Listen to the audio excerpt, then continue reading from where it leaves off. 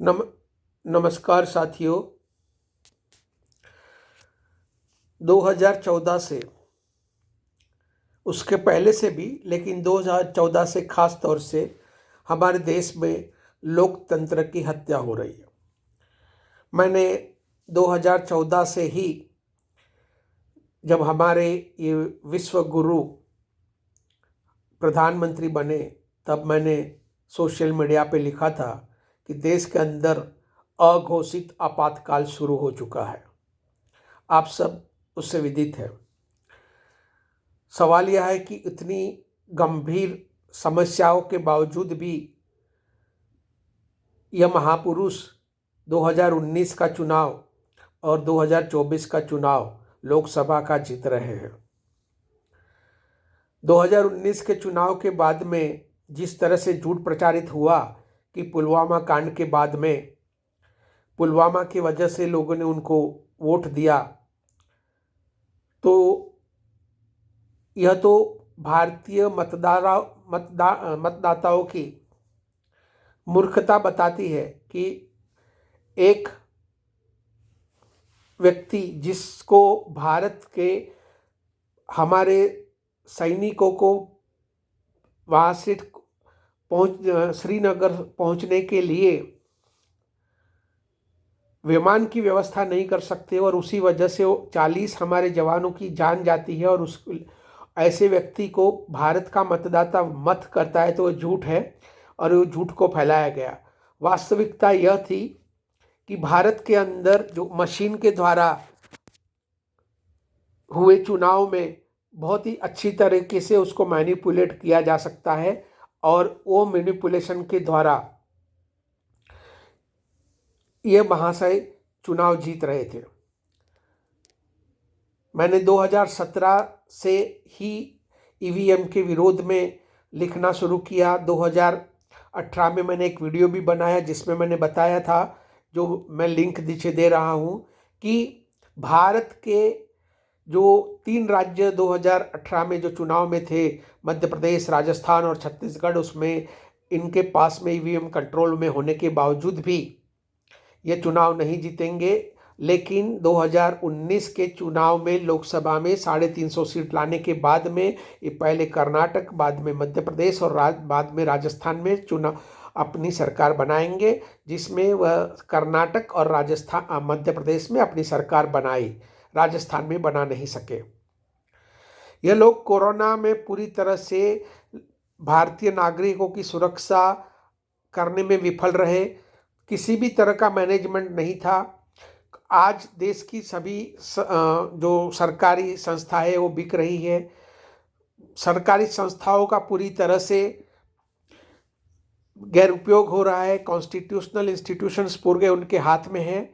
इसी वजह से मैंने और मेरे मित्र एडवोकेट नितिन कुमार रूडे और अन्य वकील साथियों ने मिलकर नागपुर के अंदर 22 जनवरी 2024 को ईवीएम के आंदोलन की शुरुआत की। नागपुर के अंदर उसके पहले ऐसा कोई आंदोलन हुआ नहीं। उस आंदोलन में कुछ ऐसे व्यक्ति भी जुड़े जिनका उद्देश्य उस आंदोलन के मार्फत अपना खुद का उल्लू सीधा करना, पैसे कमाना था। वो हमारे आंदोलन में 22 जनवरी के आंदोलन में जो मुख्य मार्च था न्यायालय से आरबीआई चौक तक का, 26 जनवरी को जो नागपुर के अंदर हमने स्कूटर रैली निकाली थी जो करीब 17-18 किलोमीटर लंबी थी, और 1 फरवरी का चुनाव, 1 फरवरी पे हमने ईवीएम की शव यात्रा निकाली थी जो 23 किलोमीटर लंबी थी। उसमें भाग लेने के बाद में यह बता रहे हैं कि मैं 1980 से ईवीएम के आंदोलन के खिलाफ आंदोलन कर रहा हूं, कर रही हूं। और उसके बाद में विरोध पक्ष से और जिनको ईवीएम से फायदा हो रहा है उससे पैसे लेकर नागपुर के अंदर एक आंदोलन चालू किया, ताकि जो हमारा आंदोलन जो है जिसमें हमें पैसों की भारी किल्लत थी, हम हमारे खुद के पैसों के भरोसे आंदोलन कर रहे थे, उस आंदोलन को कुचलने के लिए, उस आंदोलन को कमज़ोर करने के लिए ऐसे फ्रॉड व्यक्तियों के द्वारा एक दूसरा आंदोलन किया और यह प्रचारित किया गया कि खुद 1980 से इसके खिलाफ आंदोलन कर रही है। उसके बावजूद हमारे आंदोलन जो आरबीआई चौक पर 26 जनवरी 2024 से था वो सतत चालू रहा। हमारी संख्या कम होती गई लेकिन हमारा आंदोलन शुरू रहा। तो हमारे आंदोलन को और कमज़ोर करने के लिए हमारे आंदोलन के बाजू में पंडाल लगाकर बैठे और ऐसे व्यक्ति, और अगर आप ऐसे फ्रॉड व्यक्तियों को नहीं पहचान सकते हो तो मैं आपको उस दावे के साथ कहता हूं कि आप कितना भी बड़ा आंदोलन करेंगे, ऐसे लोग जो विपक्षियों के हाथ में, इन संगठनों के हाथ में बिके हुए कठपुतली है, वो आपके किसी भी आंदोलन को सफल नहीं होने देंगे। सिर्फ कोई व्यक्ति यह बोलता है कि मैं प्रामाणिक हूं, सिर्फ कोई ये व्यक्ति बोलता है कि मैं ईमानदार हूं, सिर्फ कोई एक व्यक्ति बोलता है कि मैं सत्यनिष्ठ हूं, उसका मतलब ये नहीं कि हम उसके साथ जुड़े।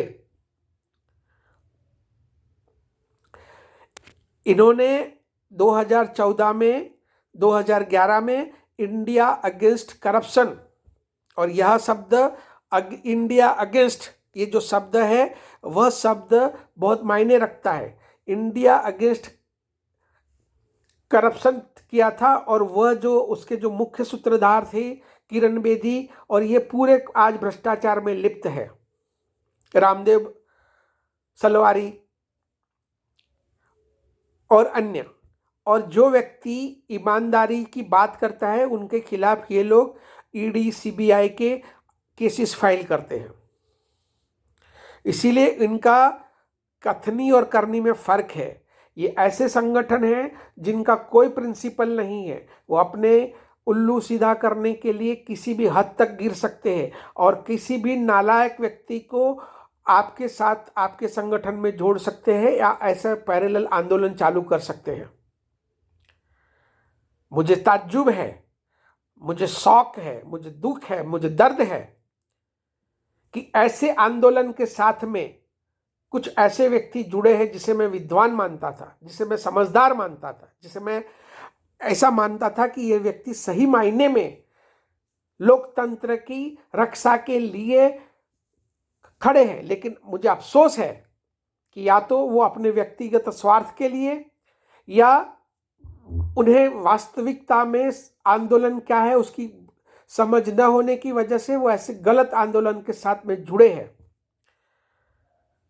मेरे को बहुत लोगों ने बताया महाराष्ट्र विधानसभा के चुनाव के बाद में उसके बारे में, आंदोलन करने के बारे में। मेरा स्वास्थ्य जुलाई 2024 से कंटिन्यूस अच्छा नहीं रहने की वजह से मैं उसमें कोई ज़्यादा दिलचस्पी नहीं ले सका।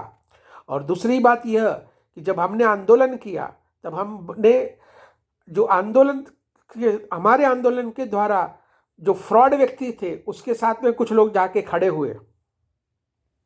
मैं उनको बार बार समझाने के बावजूद भी वो सिर्फ उतना बोलते कि वो लोग ईवीएम के खिलाफ आंदोलन कर रहे हैं, इसीलिए हम उसके साथ हैं। अरे भाई, भ्रष्ट लोग अगर ये बोलेंगे कि मैं भ्रष्ट हूं तो उनके साथ में कौन जाएगा? और सबसे पहले भ्रष्ट व्यक्ति ही बताता है कि मैं प्रामाणिक हूं। मैं आशा करता हूं कि भारत के बाकी जो नागरिक हैं उनके अंदर ये सद्बुद्धि आएगी और यह इन लोगों की जो चाल है उसको समझने में सक्षम होंगे। ये ईवीएम का आंदोलन नहीं है, यह दूसरा कोई प्रामाणिक व्यक्ति आंदोलन करे उसके पहले वो आंदोलन के साथ में जुड़ने वाले व्यक्तियों को रोकने का और वो आंदोलन को कमजोर करने का एक षड्यंत्र है। और इसीलिए ऐसे आंदोलन से दूर रहे, ये मेरी आपसे नम्र विनती है। धन्यवाद।